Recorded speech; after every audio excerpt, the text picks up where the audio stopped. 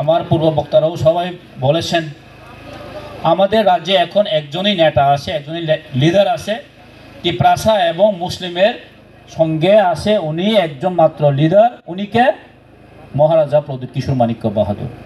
আমরা অনেক লিডার দেখেছেন, অনেক নেতা দেখেছেন, আমরা কিন্তু বললাম গত 25টা বছর 35টা বছর সিপিএম থাকাকালীন আমাদের মানিক বাবুই বলুন, আমাদের মন্ত্রীরাই বলুন, শুধু মুসলিম এবং তিপ্রাসাদেরকে শুধু একটাই জায়গায় ব্যবহার করেছেন। কোন জায়গায়? আমাদের বুট নিয়ে তারা সরকার গঠন করা। সরকার গঠন হওয়ার পরে এই মুসলিম এবং তিপ্রাসাকে তারা কোনো সময় ভালো চোখেও দেখেনি, ডেভেলপমেন্ট করার, উন্নয়ন করার তারা কিন্তু কোনো চিন্তা ভাবনা নেই। তার জন্যই আজকে আমরা আমাদের যে রিজনাল পার্টি তিপ্রামথা এবং তিপ্রামথারই মাইনরিটি সেল আমাদের আজকে করতে বাধ্য হয়েছে, তাই না? তার জন্য আমরা করতে বাধ্য হয়েছে। যদি আমাদের সরকার যদি এটা যদি আমাদেরকে, আপনারাও আমাদের নিজের লোক যদি মনে করতেন, তাহলে আজকে আমরা মুসলিম এবং তিপ্রাসারা জঙ্গলে এরকম রাস্তাতে আজকে ভুগতে হইতো না। এটা পিস হয়ে যায়। তাইলে এই রাস্তা কেন আজকে এই কাঁচা রাস্তা আছে কেন? এটা আজকে মুসলিমরা এখানে বসবাস করেছে। মুসলিমদের উন্নতি দরকার নেই। আজকে এটা ওই বিশাল করে হয়, আজকে যদি এটা বিশালগঞ্জের এই বাজারে হইলে কি হইতো? এটা পিস হইতো না, পিস হইতো না, এটা হলে পিস হইতো। কিন্তু আমরা তিপ্রাসারা আছে, মুসলিমরা, মুসলিম ভাই বোনেরা আছে দেখি পিছু হচ্ছে না, রাস্তাও ঠিকভাবে হবে না, জলও হবে না। সেই 25টা বছর এমনি আমাদেরকে ঠকিয়ে শুধু বুট আসলে বুট দিব, বুট শেষ হলে থাকবা বাড়িতে বসে, কোনো সুযোগ সুবিধা তো পাবেই না। ভারত স্বাধীনতার পর এই ত্রিপুরার যে ইতিহাস আছে আপনারা জানেন, 1915 অক্টোবর 1949 15 অক্টোবরে ভারতের সঙ্গে আমরা মার্জার হয়েছে, যোগদান হয়েছে। তখন রাজন্য কাল থেকে এই রাজ্যে মুসলিমের অবদান কোনো কম নেই, সেকেন্ড লার্জেস্ট আসলো। আজকে কি হয়েছে? মাইনরিটি। আমি অনেক সময় চিন্তা করি, কেন মাইনরিটি হবে রাজা আইডেন্টিটি? কেন মাইনরিটি হবে? মাইনরিটির দামে কোনো জাত পাট নেই। আজকে যদি বাংলাদেশে যায়, বাংলাদেশে কি মুসলিম মাইনরিটি মাইনরিটি আছে? মাইনরিটি না তো, মেজরিটি।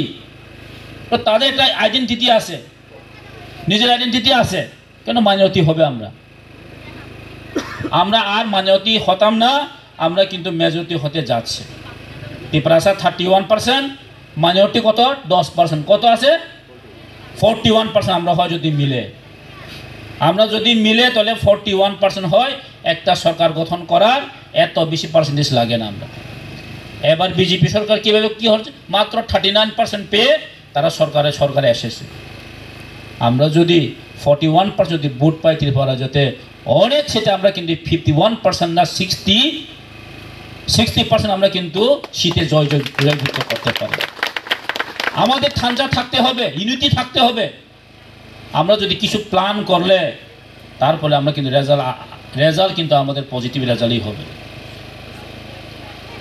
অঙ্ক করলে রেজাল্ট মিলতে লাগবো, এই অঙ্ক কিন্তু আমরা রেজাল্ট আগামী দিন আপনারা দেখবেন বেশি দূর নয়, এই রেজাল্ট যথেষ্ট পজিটিভ আছে। এটাই একমাত্র আমাদের মহারাজা প্রদীপ কিশোর মাণিক্য বাহাদুরের নেতৃত্বে একমাত্র সম্ভব, না হলে আর কোনো দিন এটা সম্ভব হবে না। শাহবাবু বলেছেন, যে সময় মুসলিমদের উপর আঘাত হয়, যে সময় মুসলিমের প্রতি যখন কিছু কি বলবেন, এটা একটা কিছু হয়, আমাদের মহারাজ সব সময় উনি প্রথম আসে যে ফেসবুক লাইভে, আমি আসে কমপক্ষে, বাকিরা থাকুক না থাকুক, আমি প্রদীপ কিশোর মাণিক্য বাহাদুর আসে, মুসলিমদের উপর কোনোদিনও অত্যাচার আমি সহ্য করবেন না, একমাত্র উনিই বলেন। তাহলে আমরা কেন থাকবো না ওনার সঙ্গে?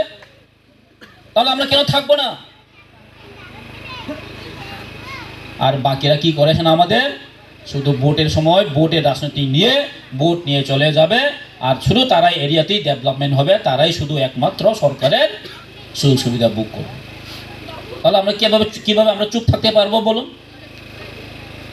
আমারও তো রক্ত আছে, আমাদের তো রক্ত আছে, আমাদেরও বাচ্চা, আমাদেরও জেনারেশন আছে, আমাদের ফিউচার আছে, আমাদের ভবিষ্যৎ আছে। এই ভবিষ্যৎ প্রজন্মকে আমরা কোথায় নিয়ে যাবেন, আমাদের আজকে ভাবতে লাগবে। আমাদের আজকে ভাবতে হবে যে আমাদের ফিউচার জেনারেশনকে আমরা কোথায় নিয়ে যাব। আজকে যদি না ভাবে, আজকে যদি চিন্তা না করে, তাহলে আর কোনো দিন হবে না। আমাদের বাচ্চা ছেলে মেয়েদেরকে আমরা তো ভালো স্কুলে পড়াতে হবে, ভালো উচ্চশিক্ষায় আমরা নিয়ে যেতে হবে, তাহলে না আমাদের ডেভেলপমেন্ট হবে, আমাদের উন্নয়ন হবে। তো আজকে আমরা কেন পিছিয়ে আসে? আমরা থানচা নেই, আমরা থানচা নেই, তার জন্যই হয়।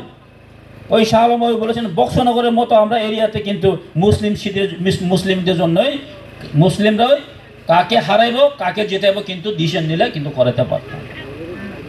মেজরিটি প্রায় 12 থেকে 15টা 14টা সিটে কিন্তু ফ্যাক্টর হয়, কিন্তু এই ফ্যাক্টর আমরা কেন করতে পারিনি?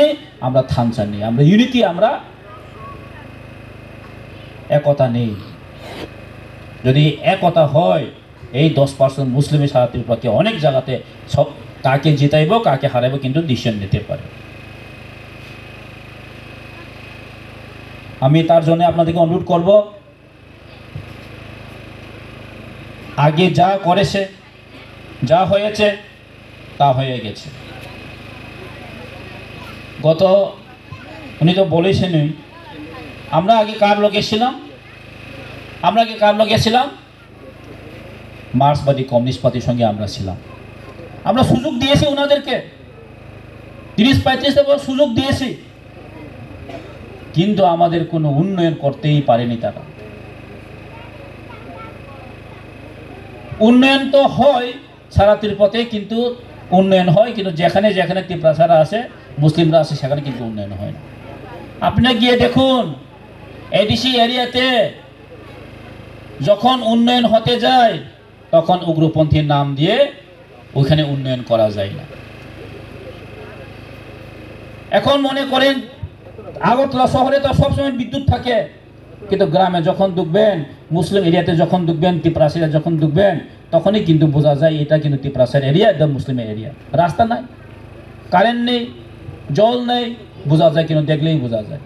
তো এটা বৈষম্য না? এটা সম্পূর্ণ বৈষম্য। রাজ্য সরকার থাকাকালীন এটা বৈষম্য করছে, এটা আমাদের কিন্তু বুঝতে হবে। এটা যদি এখন না বুঝি, যদি 9 বছর না বুঝি, 90 বছর আমরা আর বুঝতো না। তার জন্য আমি আপনাদেরকে অনুরোধ করবো, আগামী আমাদের বিসি ইলেকশন আছে। এখন তো বিসি ইলেকশন হচ্ছে না, তার কারণে আমাদের চেয়ারম্যানরাও সেইভাবে সম্মান পাচ্ছে না। কি করতে চাই, ব্লকে গেলেও এটা ঠিকভাবে হচ্ছে না, ইমপ্লিমেন্ট হচ্ছে না। তো বিসি ইলেকশনে আমরা চাই শুধু ত্রিপুরা মাথায় একজন হবে, আর কোনো পার্টির এখানে কোনো থাকবেই না। আমরা চাই আমি আপনার সমর্থন করি। ত্রিপুরা মাথা ছাড়া আর কোনো পার্টি নাই এখানে, শুধু এই টাকার জলাতে ত্রিপুরা মাথায় আসি, এটা আমরা কিন্তু দেখিয়ে দিতে হবে। যারা সরকারে থাকুক না থাকুক আমরা দেখার বিষয় নয়। এই টাকা জলা অমরেন্দ্রনগর বিসিতে শুধু ত্রিপুরা মাথায় হবে, এটাই আপনার কিন্তু প্রতিশ্রুতি নিয়ে যেতে হবে।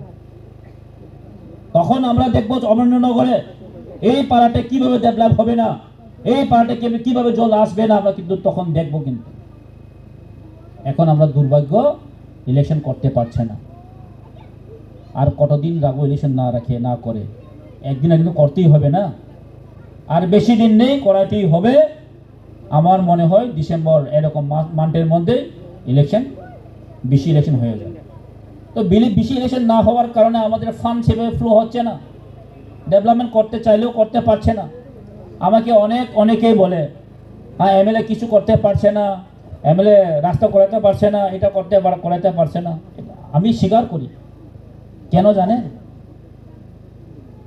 এই বামফ্রন্ট সরকার 35টা বছর, গত বিজেপি আইপিএফটি 5টা বছর যোগ করলে কত হয়? 40 বছরে যে এই অবস্থা, এই বড় গেপ, যে ডেভেলপমেন্ট কিছু হয়নি। আমি 1.5 বছর এটা সম্ভব না। 1.5 বছরে তা কি সম্ভব এক লোকই সব কিছু করা? আপনি অপেক্ষা করুন, একটু ধৈর্য রাখুন। আমি একটা একটা করে ধরছি। এখন ব্রিজ হোলিং গুলো